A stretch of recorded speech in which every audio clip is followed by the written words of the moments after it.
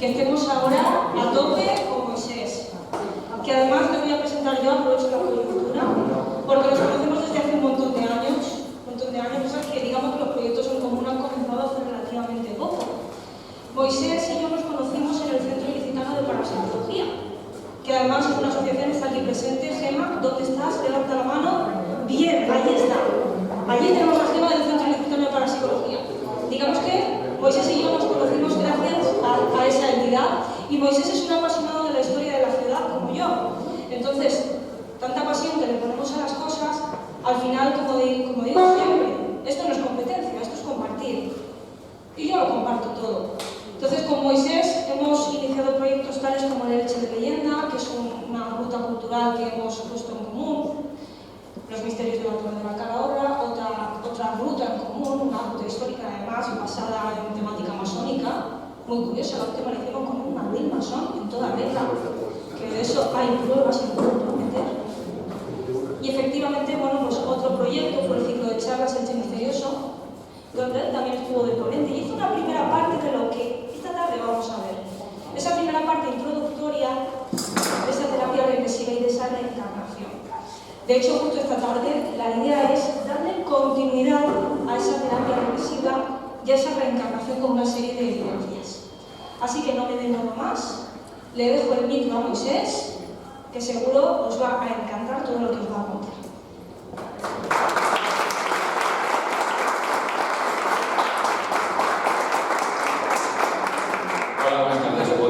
Buenas tardes. Bueno, voy a intentar hacer la cosa un poco amena, porque todos venimos de la comida y hay café y tal, pero la gente está un poco ahí ahora para el cariño, ¿no? Hasta que empezamos, ¿no? Totalmente. Entonces, bueno, hay una parte de la charla precisamente que es más teórica, más cientificista, y hay una parte más de evidencias.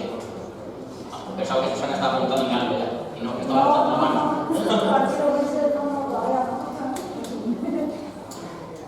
Bueno, perdón, las cosas de la familia. El caso es que, bueno, vengo a contaros un poquito de la continuidad de este tema, ¿vale? No quiero tampoco alargarme demasiado, pero vamos a ir empezando poquito a poco a explicar. Voy a hacer una pregunta así al aire, ¿vale? Que creo que es buena para empezar. ¿Quién de aquí, entre los presentes, cree en la reencarnación?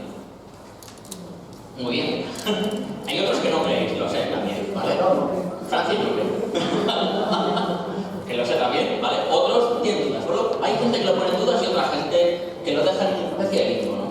Yo vengo a traeros una serie de pruebas, más en la línea científica, de cosas que pueden ser. Voy a hacer una pregunta ahí, interrogante, y a partir de ahí cada uno que saque sus conclusiones. Yo tengo mis conclusiones, que sí después que ni compartimos, pero yo voy a hablaros de este tema, ¿no? Por ejemplo, para apoyar mucho en la presentación, y empezamos con la definición como Chus, que me ha gustado mucho antes porque ha hecho lo mismo que yo exactamente sin saberlo. ¿Qué es una evidencia?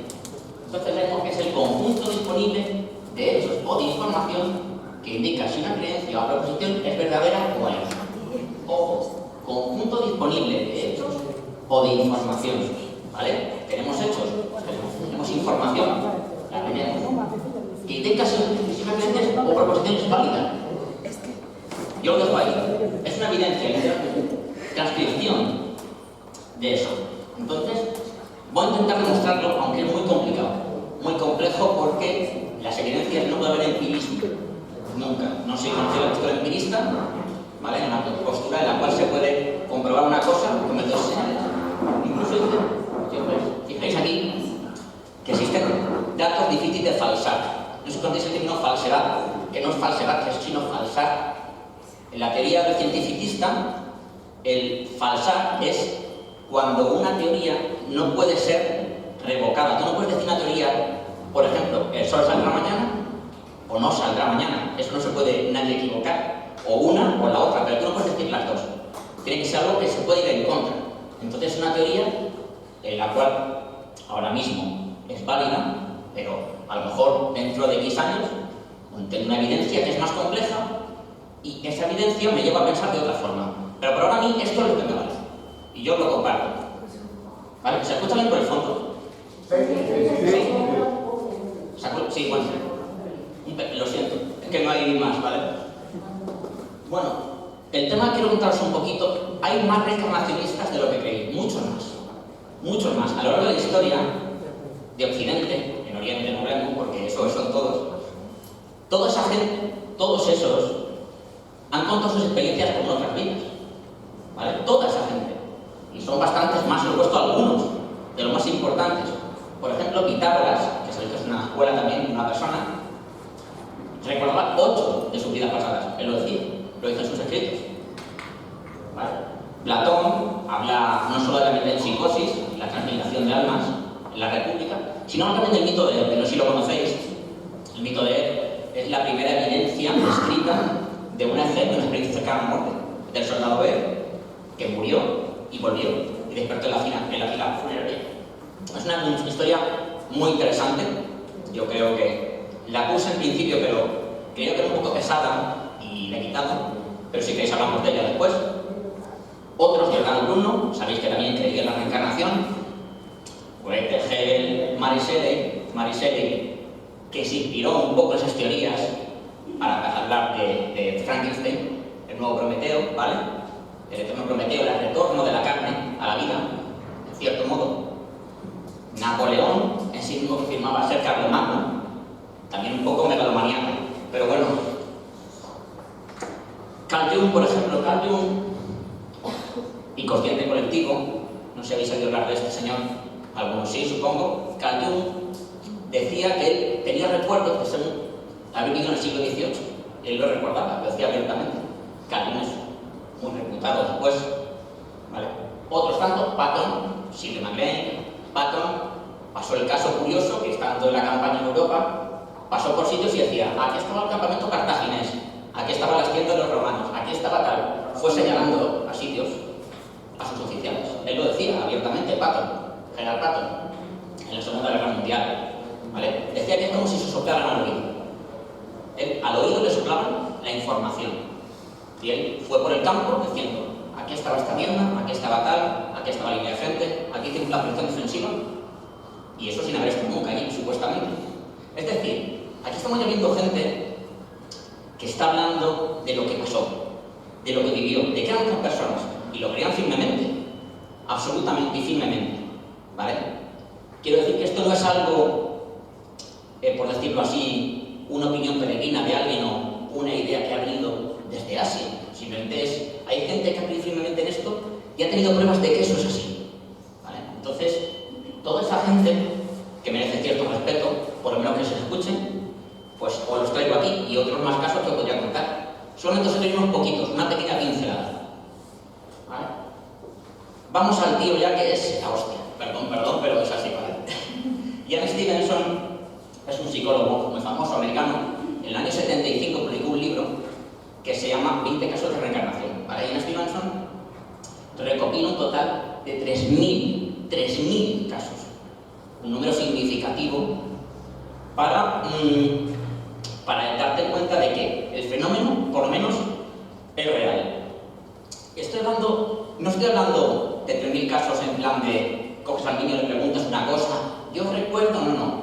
Estoy hablando de 3.000 casos de ir, hacer una entrevista, hablar con el niño, buscar evidencias, comprobarlas, anotarlas, comprobar si son verdad, eliminar los que no, eliminar las fantasías, y aún así tuvo 3.000, de 2.500 a 3.000 casos verificados.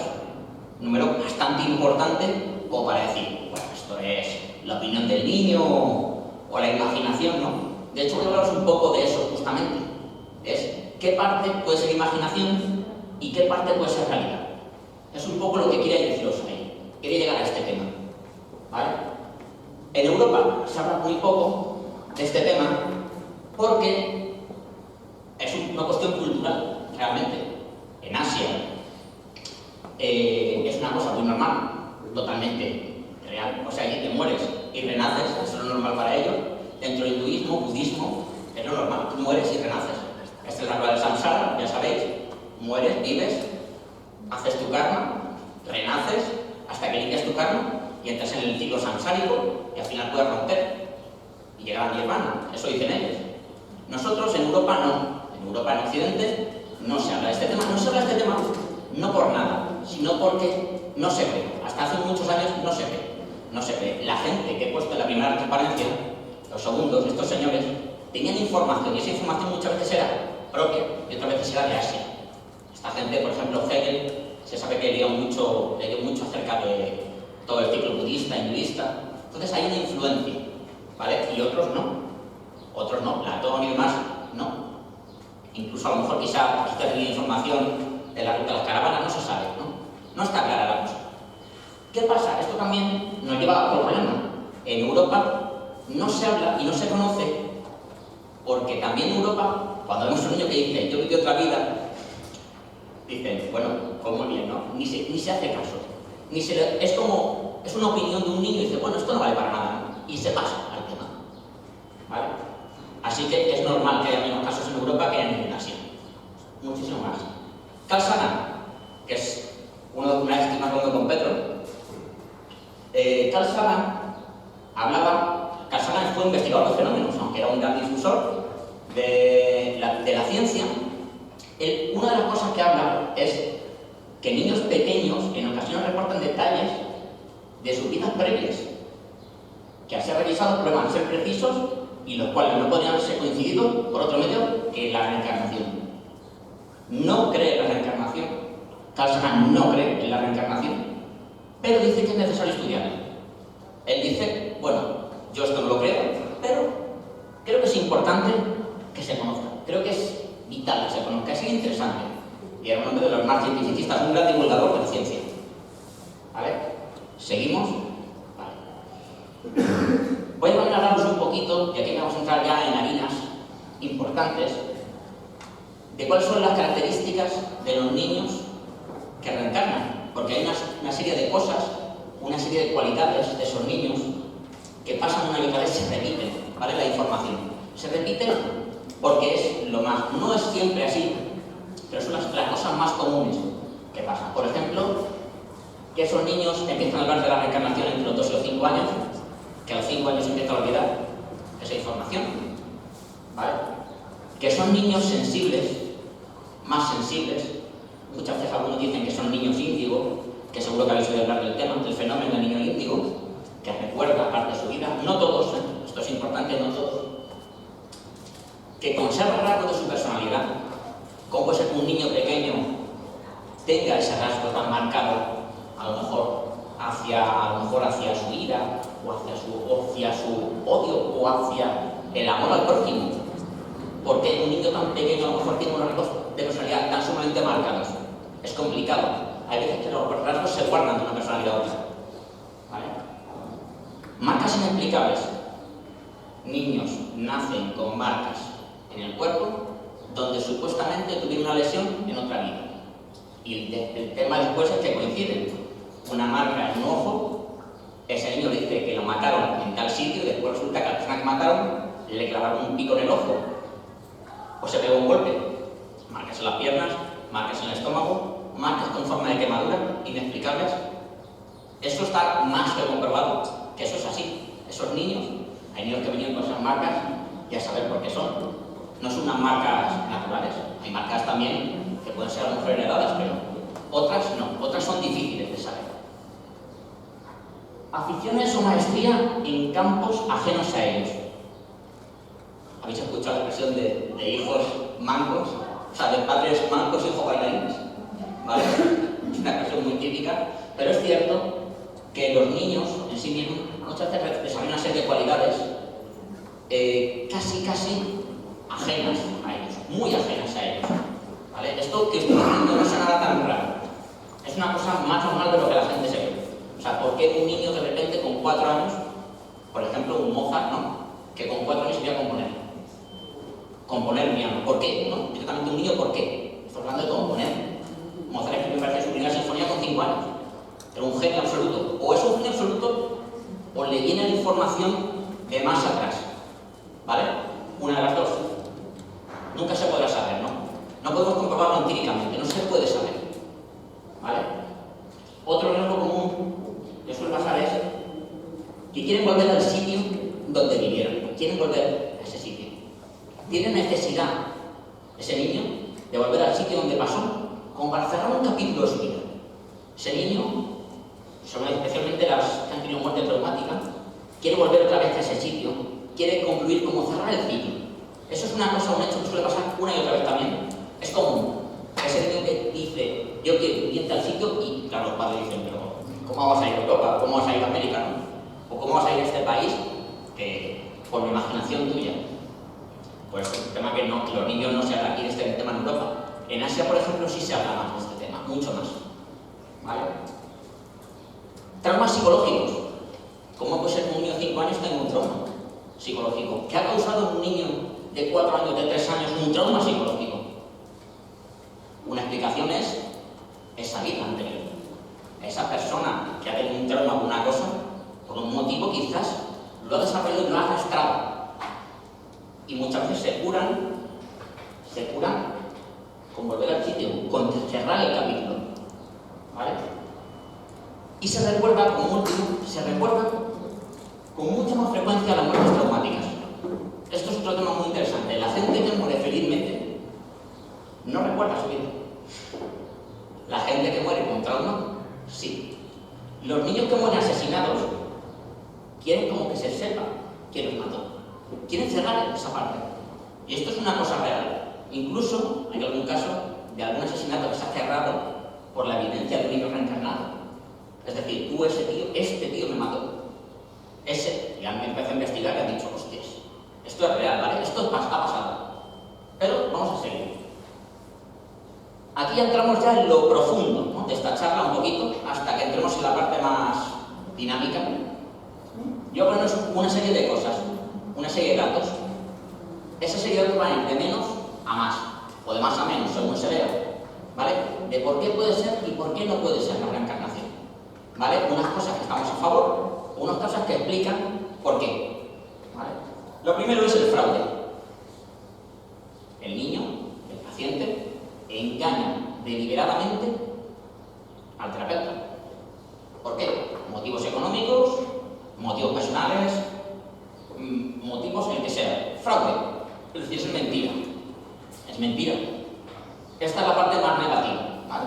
Otra parte siguiente sería que no es ni más ni menos, cuando un niño empieza a recordar esas cosas, que eso es fantasía.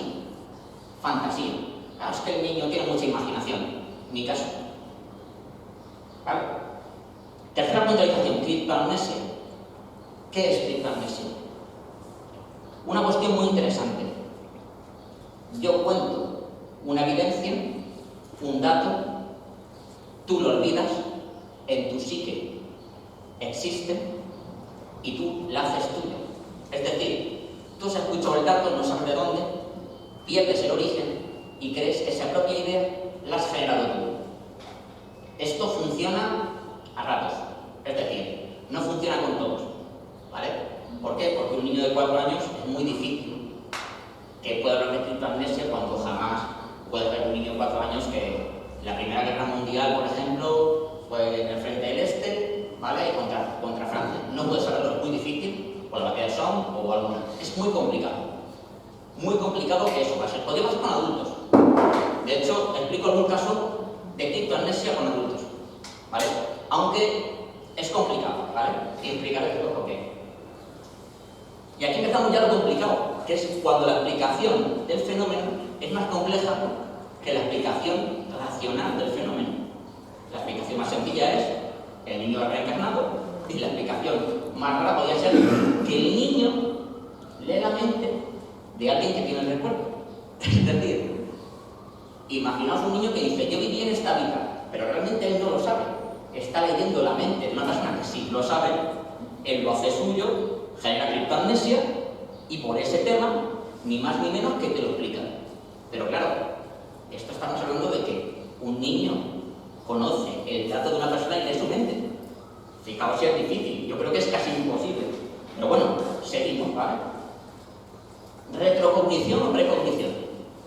El niño es un tipo evidente y de alguna forma es capaz de conocer el pasado o el futuro. Y si esto no es más complejo que la reencarnación, que venga Dios y lo vea, por decirlo así, claro, porque estamos entrando cada vez en un tema más complejo. Si os fijáis, telepatía con el difunto. El niño se comunica mentalmente con el difunto y el difunto le da los datos para decirlo. Seguimos. Posesión. Santi, ¿dónde estás? Se ha ido. Vaya. Pues hay un dato que es la posesión. O sea, el propio difunto, el propio espíritu, la propia energía, posee al niño y le dice lo que tiene que decir. Y le dice esos recuerdos de esa persona que lo dice. Pero seguimos, ¿vale? Memoria genética. Esta es posible. ¿Qué es la memoria genética? Los genes del abuelo pasan al padre, del padre pasan al hijo, y el hijo tiene los datos de su padre, de su abuelo, de su bisabuelo, de su tatarabuelo, y esos datos pasan información. ¿Qué pasa? Este tema de la memoria genética, que ha sido muchas veces como argumento en contra de la reencarnación, es falso, porque se sabe de sobra que esos niños después no es posible que hayan pasado esa información a través de ellos. Es decir, tú podrías saber los datos hasta el momento de la concepción, pero no podrías saber los datos que le pasó a tu tatarabuelo cuando tenía 80 años, porque ahí ya no le pasado los genes. No sé si me estáis siguiendo el razonamiento. ¿No? ¿Sí? ¿No? Algunos sí, otros no. Bueno, seguimos, ¿vale? Perdón. Perdón.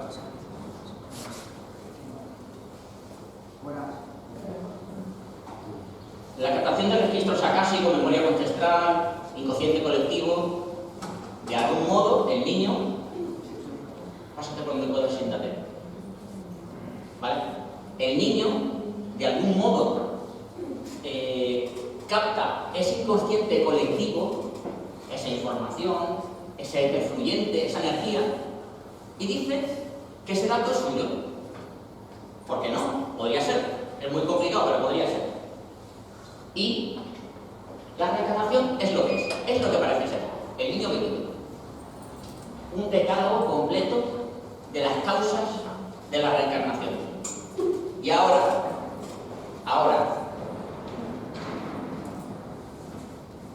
sabemos que el niño lee la mente de alguien que en sí tiene el recuerdo. Muy complicado. Fuera. La retrocognición o precognición supone otro fenómeno psíquico diferente. Fuera. La telepatía con el difunto, otro fenómeno psíquico diferente. Fuera. La posesión. Fuera. Y por último, la captación de registros acásicos, lo cual supone un éter algo fluyente, fuera. Y si ahora os digo que de esas 5 solo queda la fantasía, que no puede ser, porque hay datos que no puede ser fantasía, la criptamnesia, que no puede ser, y la memoria genética, que no puede ser, en ciertas ocasiones, solo queda el fraude o la realidad. Así de duro. O lo crees o no lo crees. Y no hay más. Porque todas las demás explicaciones se caen. Se caen con la ciencia y se caen con la razón. No hay un punto intermedio. No hay otra opción.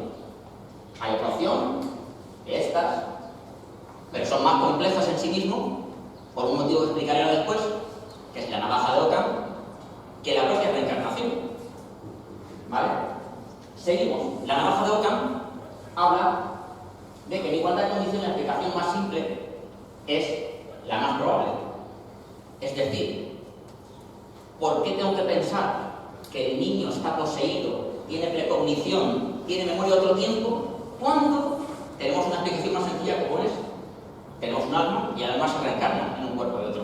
A mí me parece mucho más sencillo ese tema que el tema de pensar la telepatía, etc. Que no estoy diciendo que sea mentira, sino que lo veo mucho más complejo en sí mismo que lo otro. Y aquí empezamos que los 9 testigos, la falta de motivación, bueno, la gran cantidad de información poseída por el niño, ¿vale? La demostración de habilidades del niño, los hablaba antes también de este tema, la correlación entre marcas corporales y pruebas de otra vida, y seguimos. Las memorias aparentes de encarnaciones previas, un niño no puede saberlo, no podría saberlo de ninguna forma. Las afirmaciones y declaraciones hechas por seres desencarnados, cuando hay un espíritu que habla y dice, sí, en otra vida fui esta persona. Esto ha pasado, ¿vale? La afirmación realizada por sensitivos sobre la existencia de un individuo como una persona en otra vida previa, ¿vale? Más de lo mismo. Las predicciones son miedos relacionados posiblemente con encarnaciones previas. Niños que tienen miedos, fobias o predilecciones por cosas diferentes de otras vidas. Así de sencillo. ¿Vale? Muy interesante este punto. Otra evidencia. Casos de terapia regresiva donde una persona es llevada a una carrera de trance y a la vuelta comienzan a hablar en un dialecto extraño. Xenoglosia, se llama ese término, ese fenómeno. Existen casos documentados de gente que de algún modo ha vuelto con ese regalo. Ha vuelto hablando finés, ha vuelto hablando un dialecto que se habla en Tíbet, ha vuelto hablando chino, ¿vale? Y eso ya es raro, eso ya estamos hablando de algo muy raro, algo que no se puede demostrar con ninguna ciencia, ¿vale? Y esto ha pasado, hay caso. Incluso otra evidencia más es, se ha comprobado que hay gente que el tipo de letra coincide con la persona que había muerto.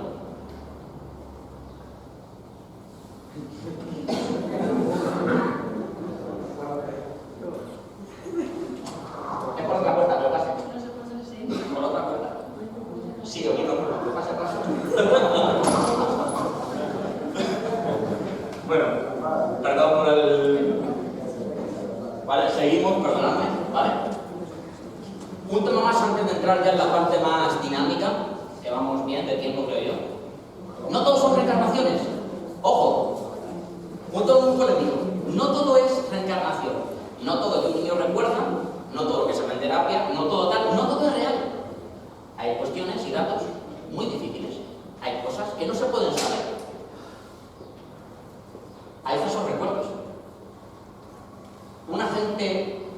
Chus, ¿dónde estás? Chus hablaba antes de sus charlas de que la percepción de la realidad es propia de cada uno, subjetivista. ¿Vale? Esa percepción propia subjetivista a lo mejor está tergiversada con la realidad. Y es ya en sí es complejo. ¿Claro? No podemos decir que todo lo que sepa esta persona es real. Si una persona ha visto algo que no puede ser, quizá hay una parte de su mente que está dando información adicional. Que no significa que esa persona sea, por decirlo así, o esa persona esté diciendo mentiras de forma intencionada. Simplemente es su percepción de la realidad, que es lo que hemos hablado con Chus.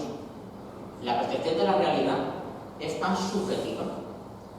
Esas gafas que te pones para ver la realidad es un tema tan propio que tú no te das cuenta que las llevas. Las haces tan tuyas que no sabes de lo que si no lo ves desde esa óptica, no podías saberlo. Por lo tanto, esa persona que habla de esas cosas, hay que ver siempre un poco los ojos grandes y saber que eso no puede que no sea toda la realidad. Y todo lo siguiente está relacionado con eso. Porque hay datos imposibles también, ¿vale? Hay datos imposibles. Hay visiones e imaginación mezclado con recuerdos, ¿vale? Nunca toda la información es real. La realidad nunca es real, que es lo que ha hablado Chus. La realidad nunca es real, ¿vale? Y también otra cosa que pasó mucho es personajes famosos. La gente quiere notoriedad y pensar que otra vida fue Napoleón. La gente quiere notoriedad y pensar que otra vida fue un apóstol. Vicente, ¿dónde estás? La gente quiere notoriedad. Incluso en el tema de la reencarnación, no es que yo en otra vida fui San Juan, San Pablo, San Pedro, ¿no? ¿Cómo? Puede ser, hay demasiados. Hay demasiados San Pedro, San Juan. Es imposible. No puede ser, ¿no? No puedes conocer a dos personas que afirman ser en otra vida San Juan. Eso no puede ser, es imposible. ¿Vale? No puede ser por naturaleza propia. Si no, ya no estamos cayendo en otra cosa. Conclusión, no muchas veces esa percepción que tenemos de que hemos sido en otra vida puede que no sea real. Hay que repasarlo siempre. Sé que esto desdice un poco todo lo que he hablado, porque estoy intentando dar las evidencias de las cosas que pasaron, y aquí estoy diciendo que hay cosas que puede que no lo sean. Pero seguimos, ¿vale? Ya esta segunda parte, vamos bien creo, voy a hablar de temas reales, cosas que pasaron. Esos niños, esas personas que han dado esa evidencia, ¿vale? Y bueno, vamos a lo suyo. El señor Arthur Flauderdale. Arthur Flauderdale es un señor inglés. Entonces él, desde pequeño, desde joven, él tiene especiales sueños, unos sueños en una ciudad, bueno, pues una ciudad de piedra, no sé dónde está, ¿vale? Y ahora tenemos que pensar que ahora mismo estamos en la época de información. Todo el mundo puede visitar cualquier parte del mundo a 2 clics de ratón, pero hace 50 años, 60 años eso no era así. Si tú querías saber cómo estaba Petra, como lo vieras en un libro, como lo vieras en una imagen, no lo sabías. Entonces este señor, en un momento dado, en un documental de BBC, ve Petra y dice, eso es lo que sale en mi sueño. Eso es lo que yo he visto en mi sueño. Hostia, ¿qué pasa? Entonces ahora el BBC dice, yo tengo recuerdo de Big Bang. Y dice, bueno, sí, cada chaval irá por ahí, anda por ahí. Pero dice, no, que estoy en lo cierto, ¿no? Entonces llega un arqueólogo, experto en British, y empieza a hacer una entrevista. Y dice, pues este tío sabe de lo que habla. Parece que sabe de lo que habla. Entonces el BBC le hace un reportaje, en los años 50, en el cual el tío va a Petra y empieza a decir cosas como, aquí estaba esta construcción, aquí estaba esta calle, aquí pasaba esto, este templo usaba para tal asunto. Y como dice un arqueólogo, dice, es un engaño tan excepcional que es imposible que sea mentira. Es decir, tendría que ser sumamente genial para, sin haber visto nunca Petra, y tener información. Realmente poder decir más información que los propios arqueólogos expertos en Petra. ¿Vale? ¿Qué pasa? Este caso sí que puede explicarse con pie clarísimo. Este señor pudo leer en algún momento, pudo leer la información, pudo conocer a alguien con la información y olvidar de dónde salió. ¿Vale? Entonces este caso sí, es cierto, pero cierto hasta un punto, hasta un límite. ¿Vale? Seguimos. Dorothy Seddy, o un Seti, caso súper famoso, el más famoso de hecho, de los que conocemos, el más famoso.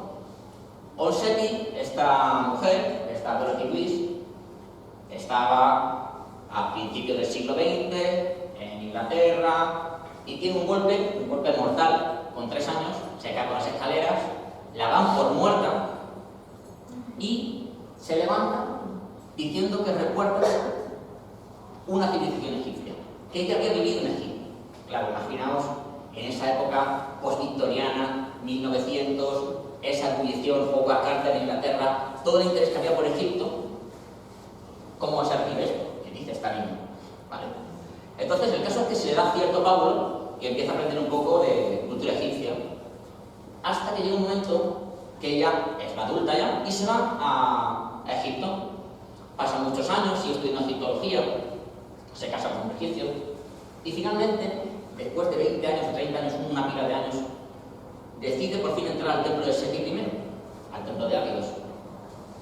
Y claro, como decían que era falso todo, dicen sí, pues te vamos a llevar de noche, y para que tú no conozcas nada. Y totalmente el templo apagado y de noche. Entonces ella llevó a los arqueólogos a sitios, le dijo, aquí está la gran sala, aquí está tal, aquí está el templo del altar, aquí está tal sitio, tal posición. Y le dijo exactamente qué era cada cosa, cuál es la función. Igual que el Flauderdale dio más datos, dio muchos más datos de los propios arqueólogos conocían. Y no solo eso, sino que dijo cosas como, aquí hay un túnel que cruza, y efectivamente, cavaron y ahí hay un túnel. Aquí había un jardín, y cavaron, y efectivamente, hubo los restos de una raíz de un jardín. ¿Cómo podía Dorothy Seddy saberlo?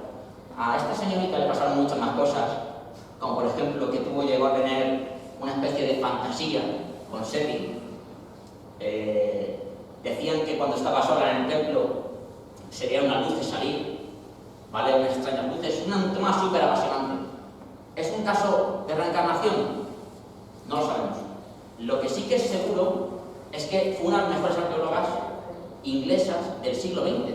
Está enterrada muy cerca del templo de Abidos, porque claro, estamos hablando de la primera europea en entrar en el Consejo Superior de Anticuarios Egipcios, ¿vale?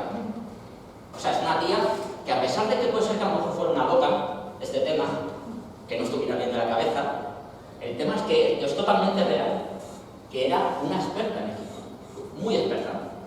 Entonces, no podemos negar la evidencia. Puede ser una reencarnación, podría ser. Bien, y ya empezamos con el problema de los niños. Los niños ya no tienen criptamnesia. Los niños de 4 años no han leído libros que puedan olvidar.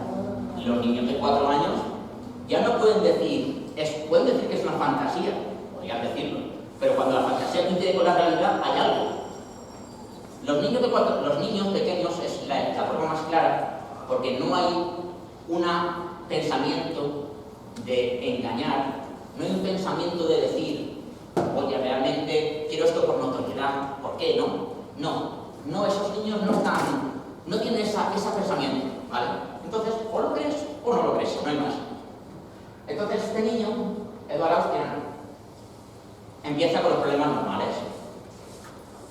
Empieza con una fobia que le gusta los días de lluvia, los días grises, se siente mal, empieza a tener pesadillas horribles, empieza a ver las imágenes de guerra, le crea pesadillas, le genera fobia, ¿vale? Y claro, su madre pues, se preocupa, porque le hace sufrir al niño. Entonces empieza a llevar a los psicólogos y este niño empieza a ver unas imágenes como que una vida anterior le habían matado, pegando un tío en la garganta en la Primera Guerra Mundial, le dispararon, le atravesaron la garganta y él notó ese dolor y lo reflejaba en esta vida. ¿Vale? Ese niño. Quiero decir que este niño después sanó o intentó sanar cuando aceptó que eso era real. ¿Vale? Es una historia común. Cuando tú sabes que algo pasó, cuando aceptas esa realidad, puedes llegar a sanarla. Antes no. Pero seguimos, ¿vale? Gus Ortega, Augusto Ortega. Este es el niño que se reencarnó de su abuelo. ¿Vale? Gus Ortega, dice que es su abuelo fallecido y con 18 meses le dice a su padre, la alegría, le dice, papá, cuando te tienes que dar, yo te he cambiado los pañales a ti. El niño, dices tú. El niño, claro, el padre diría, ¿qué dices? ¿Qué dices? ¿No? ¿Qué dices? Pero el caso es que él empieza a dar detalles que solo él sabía, solo el abuelo sabía. ¿Cómo podía saber ese niño que su abuelo había tenido una pierna, que su abuelo había pasado ciertas cosas en su casa? Incluso ve una imagen, dice, coño, dice mío, este era yo, y era su abuelo. Dice, este soy yo, este era yo de jovencito. Ese pobre niño, Augusto Ortega, es un caso, pero estoy hablando de casos documentados. ¿Vale? Este caso, en algún momento, podría llegar a argumentarse con memoria genética. Es decir, la información del abuelo pasa al padre, del padre pasa al hijo, y el hijo, de algún modo, por su genética, pues ese hijo sabe la información del abuelo, o no. Porque, como he dicho, si pasas a través de los genes, solo podrías tener recuerdos de tu abuelo hasta que concibió tu padre. Y solo de tu padre hasta que te concibió a ti. Lo que pasa después de que tu padre concibiera, no te lo cobras por genética, porque es lo que ha vivido él. ¿Vale? Es decir, tú puedes tener memoria genética de tu padre, sí, hasta que te concibió. Después no. Después es imposible. La información genética ya está hecha. ¿Vale? Memoria genética. No lo creo. Barbara Carden, ¿vale? Anne Frank. Es un caso quizás un poco curioso, lo habéis leído quizás, ¿vale? ¿Ves? La señorita Barbara Carden, que es esta, decía que se llamaba Anne Frank y vivió en Bélgica, perdón, en Holanda, y que había sido perseguida por los nazis y demás. Decían, los padres decían, ¿qué dices? ¿No? A ver, lo curioso del tema es que Anne Frank, como conocéis el diario Anne Frank, el año 54 no está publicado en Suecia, no existía el libro. No existía. Solo estaba escrito en inglés, en francés, no existía en sueco, no se había llevado al país todavía. ¿Vale? Sabéis que el diario Anne Frank pasó la guerra y pasó unos años y se publicó. Es decir, la niña no conocía el diario Anne Frank.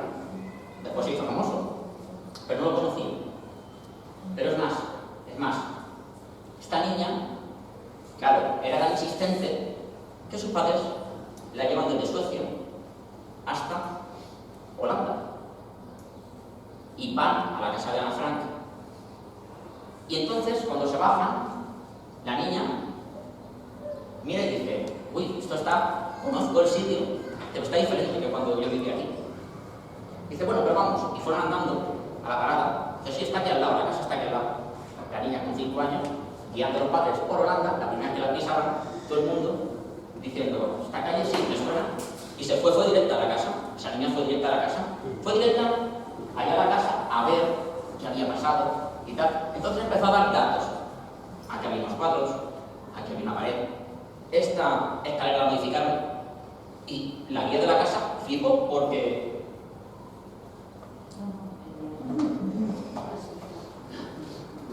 Perdón.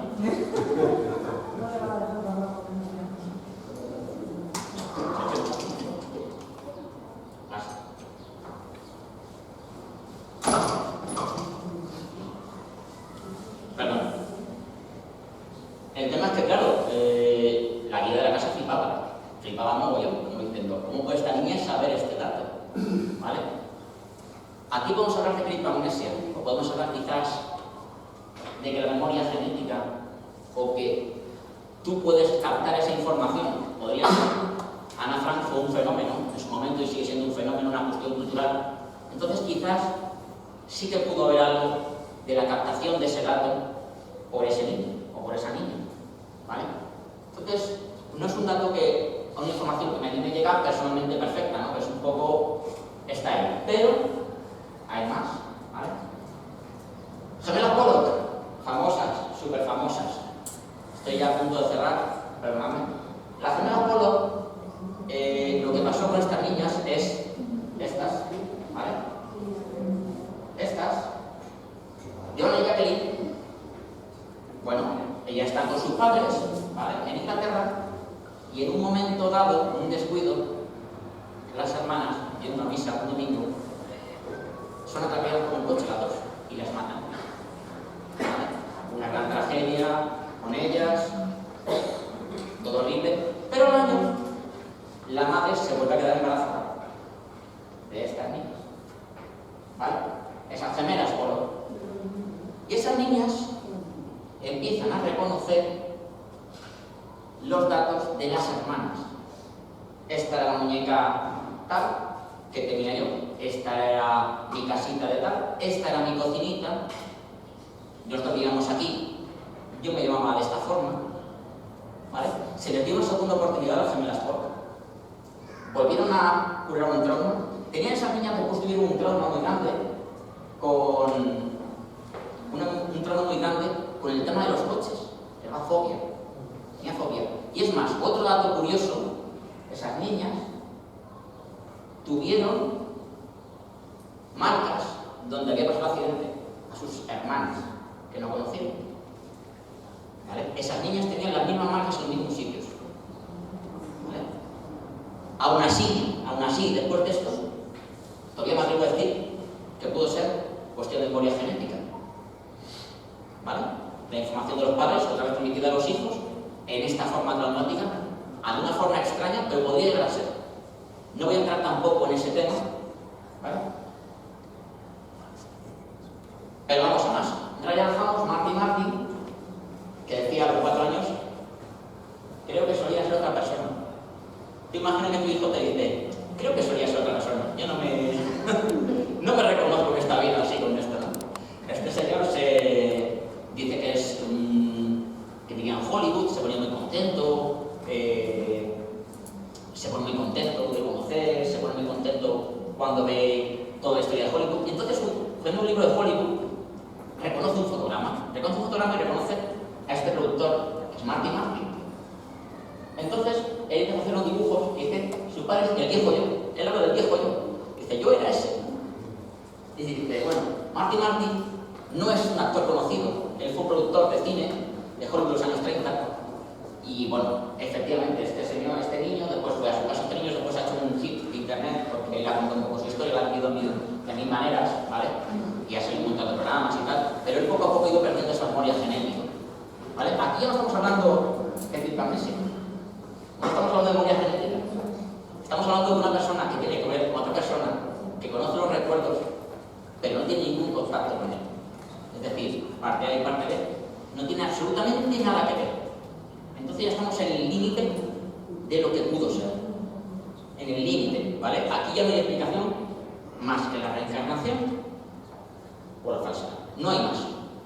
Bueno, si queréis, puedo meter la explicación de la memoria genética, memoria acásica, telepatía, ¿vale? Y demás. Estamos terminando, perdonadme, ¿vale? Luke Ruhlmann y Pam Robinson, este niño, empieza a hablar con sus padres, dice, bueno, yo es que tal, cuando era Pam, ¿cómo quieres Pam? Que si yo que antes era negra y iba pendientes. Y los padres dicen, ¿cómo? No. Se quedan flipados, de nuevo, y dicen, ¿qué es esto? ¿Qué dice este niño? ¿No? ¿Qué dices? Este niño. ¿No? Entonces, le dicen, bueno, ¿quién es Pam? Dice, yo solía serlo. Morí, subí al cielo, vi a Dios, y Dios me empujó hacia aquí abajo. Cuando desperté un bebé y no este Luke. Eso le dice el niño a la madre. Yo estoy transcribiendo solamente. ¿Vale? Ojo, porque aquí estamos haciendo un tema muy interesante y es la creencia de muchos de esos niños de que hay un Dios, de que lo han visto su madre desde arriba. A mí me he encontrado un caso de esos niños que dicen, sí, yo te vi a ti desde el cielo y ahí, estabas ahí, y metí en tu barriguita y nací. Eso me lo han contado. ¿Vale? No es una historia tal. Es una historia a lo mejor que suena un poco rara, pero esto es real, completamente. Bueno, real. Es real el testimonio. No estoy diciendo que sea real lo que pasó. ¿Vale? Pero el tema es que esos niños, pues, han llevado esa información. Entonces, es un problema también porque Pam murió en un incendio. Murió en un incendio en Chicago, en el 93. Pam Robinson era una mujer americana que murió en un incendio en Chicago y saltó al vacío para evitar la muerte con las llamas.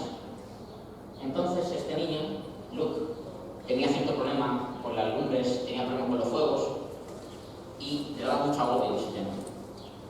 El señor después vio el problema, llegó a solventar y lo sanó. Pero el testimonio está. Aquí estamos hablando de lo mismo. Ya no hay posibilidad, ya no hay error. O lo crees o no lo crees. El niño daba datos concretos.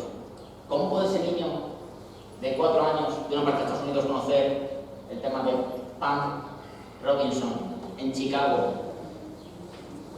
sin una información que es difícil de encontrar y sin ningún tipo de conexión genética? Y yo por otro, el caso más apasionante de todos, James Leninger, ¿vale? Y James M. Houston Jr. Bien. James Leninger, que es este niño, era un niño obsesionado con los aviones desde bebé. Le encantaban. O sea, decía cosas como este tipo de avión comprar un avión de juguete, decía, esto está mal replicado, porque el plato de no está así. O sea, imagínate un plato de un juguete y diga, este avión está mal hecho. Como aquí no han puesto el detalle, y además incluso madre dijo, ¿esto que es una bomba? Que dice, no, mamá, ¿qué dices? Esto es la bomba de combustible. ¿Cómo puedes saber? Claro, decía, con 4 años, ¿cómo podías saberlo? Era imposible tener ese dato. Bien, ese niño decía muchas veces esas pesadillas que tenía, porque todos estos niños, cuando mueren de una muerte traumática, empiezan a tener las pesadillas como avión en llamas, no logro salir, avión en llamas, no logro salir, mamá me quedo, avión en llamas, morían.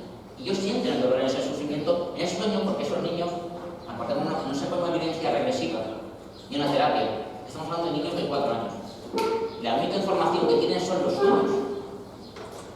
Entonces, y les crea un trauma. Ojo, esto no es algo bueno para el niño, esto es un problema para el niño, un gran problema, y para los padres más. Tú ves que tu hijo está sufriendo, no te gusta, tú quieres a tu hijo feliz, que tu hijo no sufra con un trauma. Pero el tema es que al final hay una sanación de este tema. ¿Vale? Finalmente, Jack Larson, ¿vale? Bueno, él hablaba de un amigo suyo, Jack Larson, da un nombre está dice Jack Larson, dice, eso es basado en mi amigo Jack Larson. Jack Larson fue un superviviente Y en Iwo Jima, y su mejor amigo era James M. Houston Jr., es este, uno de los pilotos americanos que murieron. Murió uno de los cazas americanos y él dio los datos exactos de la muerte. Es el caso de la encarnación con más evidencias, más estudiado de todos los casos. Es una prueba casi irrefutable, casi, porque siempre se puede refutar, de que ese niño tenía todos los recuerdos de este hombre. Y si alguien tiene una explicación más allá de la reencarnación, y que no sea lo que he dicho, que la diga, porque la verdad es que a mí no se me ocurre ninguna, ¿no? Ciertamente. Y bueno, creo que con esto, ¿vale? Sí, mañana también. Bueno, mañana doy una charla también, por si alguno tiene gusto, en el Salón del Manga de Alicante, acerca de historia. Esto es otra de mis aficiones, soy muy aficionado a la historia, ¿vale? Pero, yo quiero haceros, la charla ha terminado, ¿vale? No sé si tenéis dudas, preguntas. ¿Hay dudas, preguntas?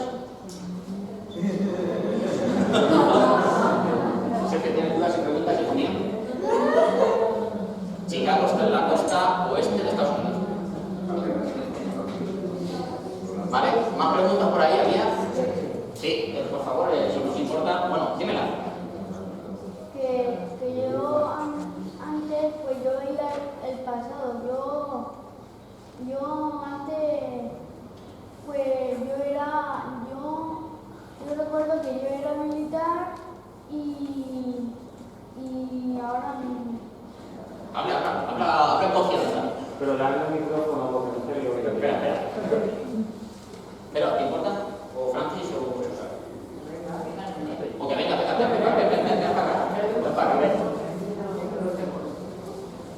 Cuéntanos tu historia. Que cuando yo era pequeño, pues yo era militar. Cuando empezó cuando nací. ¿Está su madre por ahí diciendo que sí? ¿Quieres que te lo explique yo? Sí, está un poco aquí. Está un poco aquí, nos cuenta casi un poco la experiencia, que es muy interesante. ¿Vale? A ver, era muy pequeño, cuando de la nada cogió un juguete suyo, lo cogió como si fuera una ametralladora y yo no sé recrearlo, ¿no? Pero él se lo puso así y se puso como que de verdad estaba en una guerra. Y me dice, pero falta la mirilla. Y entonces él se hizo con un rollo de papel higiénico, se hizo la mirilla y se mira por aquí. Entonces empezó así. Y a las semanas o así, dice, yo recuerdo la guerra civil. Estábamos su padre y yo hablando y tal. Por supuesto no era la guerra civil.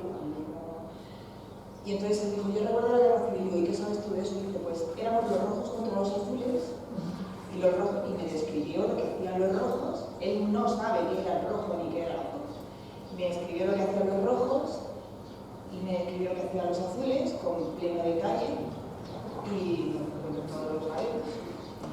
Y me hablaba de cosas, me describía cosas que luego he contrastado ya en reales, como por ejemplo una pedanía de, un pueblo que se llama La Barracha, que está en Murcia, me describió la masacre en un colegio durante la guerra civil y efectivamente lo contrasté, era muy bien. Escucha, vamos.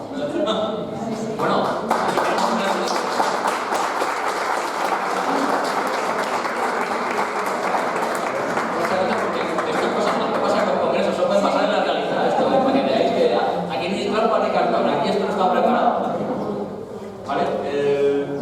¿más preguntas? Perdóname, ¿no hay más preguntas? Sí. Ángel, ¿alguien te quieres decir algo? Sí, bueno, quería preguntarle. Sí. Gracias por todo lo que nos has ofrecido de información. Y sí que veo, te has dicho, que tengo una versión diferente a todo. Bueno. Que a mí me encanta investigar, me encanta trabajar esto que estás ofreciendo esta tarde. Y me encanta que la gente investigue, que se preocupe. insisto, buscar alternativas y entre todos encontrar un debate y un diálogo con... ¿Te tengo buena voz? Sí, pero no lo hacemos. Y evidentemente buscar ideas diferentes que a todos nos despierte dentro una chispita para trabajar el mundo de la terapia regresiva o la reencarnación. Yo creo que todo lo que has dicho aquí hoy, todo es verdad. Cuidado, cuidado, no te fíes de mí, no te fíes de mí. Hombre, escucha, si viene de ti ya... Entonces, y todo es mentira. ¿Qué quiero decir con esto? Que esto está para investigar, para trabajar, para dedicarle tiempo, horas, de poder demostrar dentro de el tiempo de cada uno, su tiempo libre, y eso ya es, pues eso, para ponerte una medalla, ¿ok? Sí que he trabajado muchísimo en vidas pasadas, en terapia regresiva, y lo único que tengo son datos, experiencias para compartir, y dentro de esos datos muchas veces me he hecho la reflexión. La reflexión es, después ya te digo, de 10.000 sesiones de terapia regresiva realizadas, tengo mis estadísticas y quería compartirla, ¿no? Por si te viene bien. Sí que hay, y quiero que, no creo en vidas pasadas, y creo en vidas pasadas. No creo en nada, creo en todo. ¿Qué quiero decir con esto? Que abráis vuestra mente hacia el todo. Porque realmente solo se puede demostrar trabajando. ¿Ok? En el siglo I, ¿sabes cuántos millones de habitantes había en el planeta? Mucho menos. 1 millón de habitantes. Solo 1 millón. 1 millón de habitantes.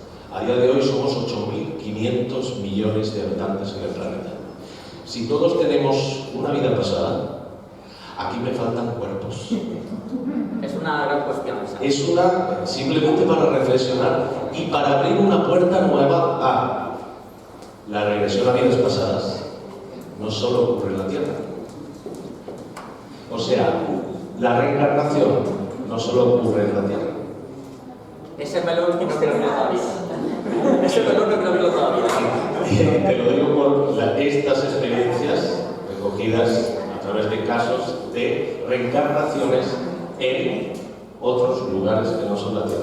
Y tener esas conversaciones que tú hablabas ahí de la xenoplosia. Y los tengo documentados y grabados en vídeo. Y los he llevado a traducir en idiomas que no conoce nadie. No han podido ni los mayores expertos del planeta en decodificar ese idioma. ¿Okay? Aquí no existe. Sí que es, pues, un puntito para que todos reflexionemos y todos trabajemos en la reencarnación. Pero ¿dónde? ¿Dónde, cuándo y cómo? Ahí está. Entonces, y los números, esos no pueden, o sea, eso no falla. 1 millón de habitantes en el siglo I, 8.500 millones. Lo que sí que me dice esto es que el planeta Tierra está de moda. Para las almas. Si vienen las almas a reencarnar, el planeta está de moda, porque vienen todos a vivir aquí. Bueno, ahora para que haga es que es un tema para hablar muy largo, Muy largo. muy largo, muy largo. Pero bueno, Así es.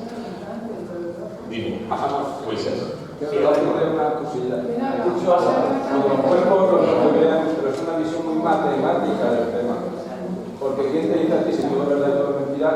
Que no se tiene que corresponder una reencarnación con un cuerpo. A lo mejor hay un purgatorio, o hay gente cola esperando, o hay gente que no se reencarna. O son almas nuevas. No hay matemáticos.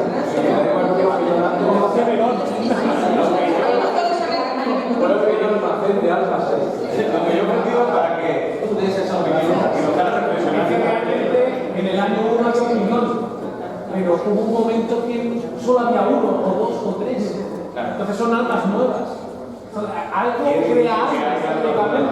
Si todos venimos de la misma fuente, supuestamente todos tenemos la misma edad a nivel alma. Claro, una creación, algo. Además, se nos escapa de las manos. Todo el Big Bang. Hay una energía que va soltando. Y si todos venimos de ahí, tenemos la misma edad. Madre mía. Bueno, por favor,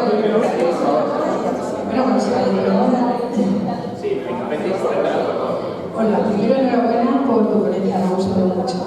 Pues mira, ya estoy hablando hace mucho tiempo, a mí me pasaba una cosa muy curiosa. En algunos momentos, sobre todo, a ver, cada semana, a veces al mes, pero era de forma continua, aquí en el pecho tenía como digamos, un círculo rojo y cada vez se encendía más. Cada vez empezaba que me quemaba, parecía autocombustión. Y nada, ya se me pasaba continuamente, hasta la cara se me puso. Entonces yo fui a un centro espírita, pero ya hace mucho tiempo, ¿no?, de aquí de Alicante, y al poco tiempo de estar allí conocí a un terapeuta, pero yo no le hablé del tema. Este tema yo no se lo conté a nadie ni nada. Me hizo una regresión hipnótica y me dijo, si quieres te hago una regresión, pero sin hablar yo de mi tema ni nada. Y entonces me puse malísima, la verdad. Primero estaba bien, pero el momento que yo estaba muriéndome, no duraron segundos. Yo me llamaba Framea, morí a los 24 años, tenía un niño pequeño de unos 3 o 4 años, moreno, tenía a mi marido, vivía en una aldea muy grande con un árbol muy frondoso y un lago enfrente. Pero es que eso yo lo soñé mucho tiempo atrás, antes de que me lo hicieran. Igual, con el niño y todo. Pero yo iba en un coche rojo y no os riáis. Y estaba persiguiendo una nave, que fue la nave esta la que me llevó al sitio ese. Y luego cuando me hizo este chico, Quique, se llama, vive en San Juan, pues si alguna vez, me hizo la regresión.